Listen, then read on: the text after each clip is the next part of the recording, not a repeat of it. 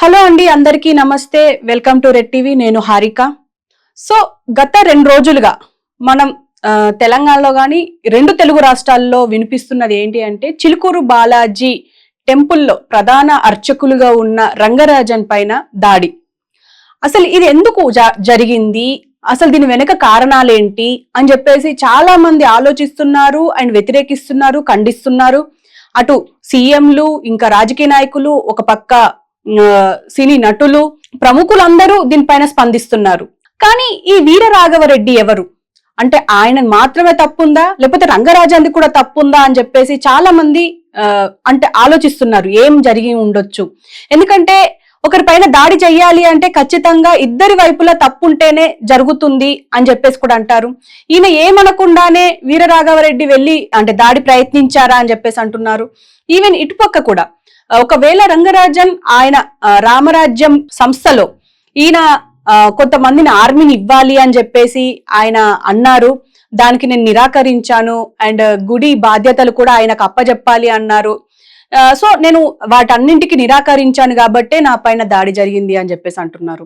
ఏదేమైనా అంటే పోలీసులు మాత్రం దీనిపైన ఇంకా విచారణ చేస్తున్నారు. అండ్ వీరరాఘవరెడ్డి ఎవరైతే ఉన్నారో రామరాజ్యం స్థాపన, ఈయనకి ఇంకొక యూట్యూబ్ ఛానల్ కూడా ఉంది రామరాజ్యం అనే పేరుతో. కానీ ఇక్కడ అసలు ఈయన కావాలనే ఇప్పుడు రంగరాజన్ విషయం పక్కన పెడితే ఈ వీరరాఘవరెడ్డి ఇప్పుడే మనకు వెలుగులోకి వచ్చారు. నాకు తెలిసి మోస్ట్లీ రామరాజ్యం ఈ ఛానల్ కి దాదాపు 6,000 నుంచి 7,000 మధ్యలో సబ్స్క్రైబర్స్ ఉన్నారు. సో కావాలనే ఫేమస్ అవ్వడానికి, ఒకవేళ అంటే 2 తెలుగు రాష్ట్రాలకి కానీ ఇంకా ఇతర రాష్ట్రాల నుంచి వచ్చే వాళ్ళకి కానీ ఫారినర్స్ కానీ రంగరాజన్ అనేవారు నోన్ పర్సన్. ఎందుకంటే ఆయన దగ్గరికి అంటే ఆ గుడి మనం చూసుకున్నట్టయితే దాదాపు అసలు ఎలాంటి అంటే హుండీలు కానీ విఐపి దర్శనాలు కానీ ఇవన్నీ లేవు. అంటే రంగరాజన్ వచ్చిన తర్వాత ఇవన్నీ మార్చేశారు. సో ఈయన వచ్చిన తర్వాత చాలా అభివృద్ధి చేశారు అని చెప్పేసి మాట్లాడతారు. అయితే దీని గురించి అంటే ఆయన అక్కడికి వెళ్ళినా కూడా చాలా బాగుంటుంది అండ్ చాలా ఫ్రెండ్లీగా మాట్లాడతారు అని చెప్పేసి కూడా మంచి టాక్ ఉంది ఆయన మీద. అండ్ నోన్ పర్సన్ ఈ 2 తెలుగు రాష్ట్రాలకి. సో ఈయన టార్గెట్ చేస్తే మనం అంటే ఆయన వీడియోస్ కూడా అలాగే ఉన్నాయి. రామరాజ్యం స్థాపన కోసమే మేము రాముడి వంశస్థులం, రాముడి అంటే ఆయన అంశలో ఉన్నాం అన్నట్టుగా కొన్ని వీడియోలు అయితే ఉన్నాయి. అయితే దీనికి సంబంధించి ఇప్పుడు రంగరాజన్ మీద దాడి చేస్తే గాని మనం ఫేమస్ అవ్వమేమో అని అనుకున్నట్టు కొంతమంది మాట్లాడుతున్నారు. అంటే ఎందుకు అనంటే ఇప్పుడు ఈ జనరేషన్ లో ఇది డిజిటల్ ఎరా. ఈ డిజిటల్ ఎరాలో ఫేమస్ అవ్వాలి అంటే అయితే పైనోని కొట్టాలి, లేకపోతే కిందోని కొట్టాలి. మధ్యలో ఉన్న వాళ్ళని కొడితే ఏం రాదు కదా. సో మేబీ ఆ ఛాన్సెస్ ఏమైనా ఉన్నాయా అని కూడా కొంతమంది ఈ డౌట్ తీసుకొస్తున్నారు. ఏదేమైనా మరి ఇప్పుడు కొన్ని డౌట్స్ అయితే బయటకు వస్తున్నాయి. అందులో ముఖ్యంగా ఒక ట్వీట్ బాగా వైరల్ అవుతుంది. అది కూడా మీకు ఒకసారి చదివి వినిపిస్తాను, చూడండి. ఇది ఎక్స్ లో ఈ ట్వీట్ ఏముంది అంటే, చిలుకూరు బాలాజీ ప్రధాన అర్చకులు రంగరాజన్ గారి మీద రామరాజ్యం అనే సంఘానికి కోపం ఎందుకు వచ్చింది అని అంటే, రంగరాజన్ గారు తన భుజాల మీద ఆదిత్య పరశ్రీ అనే ఒక దళిత సోదరుణ్ణి ఆలయం అంటే ఎత్తుకొని ఆలయంలోకి తీసుకువెళ్లారు. దీనిని ఒక పండగలా చేశారు. కానీ నరనరాన్న అగ్రకుల అహంకారాన్ని నింపుకున్న కొన్ని హిందూ సంఘాలకు ఇది రుచించలేదు. పైగా రంగరాజన్ గారు తన మతాన్ని ఎంతలా ప్రేమిస్తారో పరమతాన్ని కూడా అంతే సహనంగా అంతే పాటిస్తారు. ఇది ఆది నుండి కొన్ని సంఘాలకు జీర్ణం కాక ఆయనను కొందరు బహిరంగంగానే విమర్శలు చేస్తూ పైత్యం అంటే సమయం వచ్చినప్పుడల్లా ఇలా దాడులకు తెగబడి తమ ద్వేషాన్ని బయట పెడుతున్నారు అని చెప్పేసి అంటున్నారు. అయితే ఒక ఫోటో కూడా ఆయన పెట్టారు, దీనికి అటాచ్ చేశారు. మాకు ఎడిటర్ విజువల్ వేస్తారు. అంటే మొత్తానికి అంటే మరి రియల్ గానే అంటే ఈయన అన్ని మతాలకు అతీతంగా ఉండి అంటే అనుకూలంగా ఉండి అండ్ మన మతాన్ని అంటే కాపాడుతూనే ఉన్న ఒక వ్యక్తిని ఇలా టార్గెట్ చేశారా అని చెప్పేసి అంటే ఏమో చెప్పలేము. ఎందుకంటే ఈ మధ్య సెక్యులరిజం వాళ్ళే ఎక్కువగా ఉన్నారు, వీళ్ళ వల్లే హిందూ ధర్మానికి పెద్ద కీడు అని చెప్పేసి కూడా మాట్లాడుతున్నారు. అంటే సెక్యులర్ గా ఉండడం తప్ప అని అంటే డెఫినెట్ గా కాదు. కానీ ఏంటంటే ఇప్పుడు హిందూ ధర్మాన్ని ప్రేమిస్తూనే ఇతర మతాలను కూడా ప్రేమించకపోయినా అట్లీస్ట్ వాళ్ళ పైన సానుకూలంగా అయితే ఉంటారు కదా. కానీ ఇది ఇక్కడ అట్లా కాదు, వేరే మతాలను ద్వేషించాలి, మన ధర్మాన్ని రక్షించాలి, కాపాడాలి, ప్రేమించాలి అన్నట్టుగా కొన్ని సంఘాలు ప్రయత్నిస్తున్నాయి అన్నట్టుగా దీనికి సారాంశం ఉంది. అండ్ దీని కింద కొంతమంది ట్వీట్లు ఏం పెట్టారంటే, ఇప్పుడు ఇందాక అన్నాను కదా సెక్యులర్ వల్లనే ఇలా జరుగుతుంది, మన ధర్మానికి కీడు మీరే అన్నట్టుగా ఈ మధ్య అవుతుంది అనేసి. అది దీనికి సంబంధించి అంటే ఇతను వచ్చి నీకు ఎవరైనా చెవిలో వచ్చి చెప్పాడా, లేకపోతే ఇంకేమైనా అంటే ఇంకా వేరే వాళ్ళ అంటే పెద్దవాళ్ళ సానుకూల కోసం వాళ్ళ హెల్ప్ కోసం ఇలా మెసేజ్లు పెడుతున్నావా అని చెప్పేసి కూడా మాట్లాడుతున్నారు.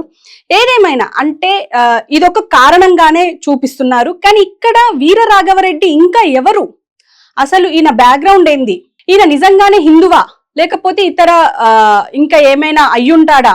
ఎందుకంటే చాలా తమ్నైల్స్ మనం చూస్తూనే ఉన్నాం, అసలు వీర రాఘవరెడ్డి సైకో, వీర రాఘవరెడ్డి అది, వీర రాఘవరెడ్డి ఇది అని చెప్పేసి అంటున్నారు. మరి వీర రాఘవరెడ్డి రియల్ గా ఎవరు? ప్రస్తుతం అయితే పోలీసులు అదుపులో ఉన్నారు.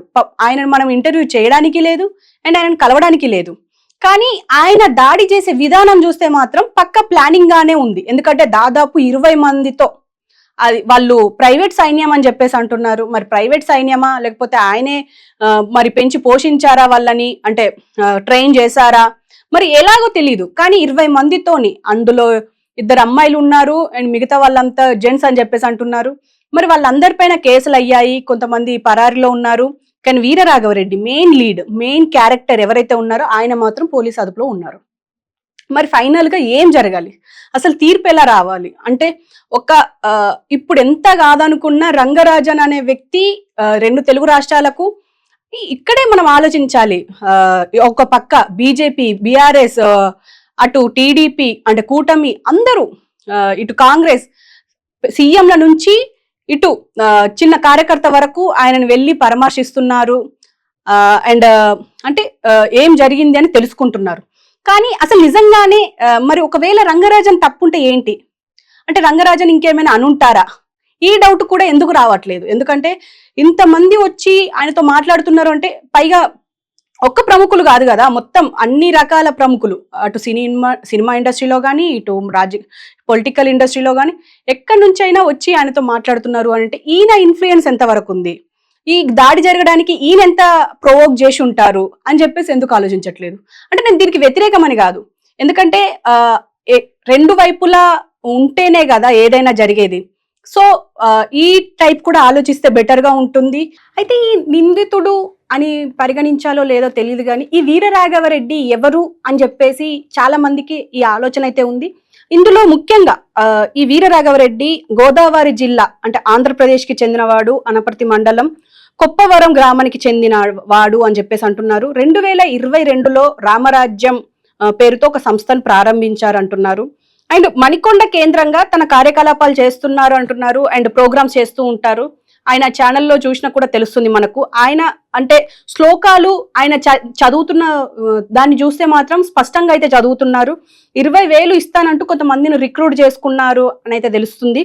అయితే గోత్రం ప్రవర అనే అంశాల కింద ఆయన రాముడి వంశం అని చెప్పేసి ఇక్ష్వాకు వంశం అని చెప్పి అందరికీ చెప్తున్నారు అని అంటున్నారు. మరి ఆయన ఎంతవరకు కరెక్టో నాకు తెలియదు కానీ కలియుగంలో తానే స్వయంగా రామరాజ్యం స్థాపించినట్టు ప్రకటించి రామరాజ్యం పేరుతో ఒక వెబ్సైట్ నడుపుతున్నారు.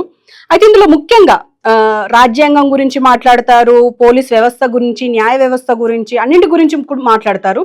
కానీ ముఖ్యంగా హిందూ ధర్మం, అందులో ముఖ్యంగా రాముడి గురించి ఎక్కువగా ప్రస్తావిస్తుంటారు.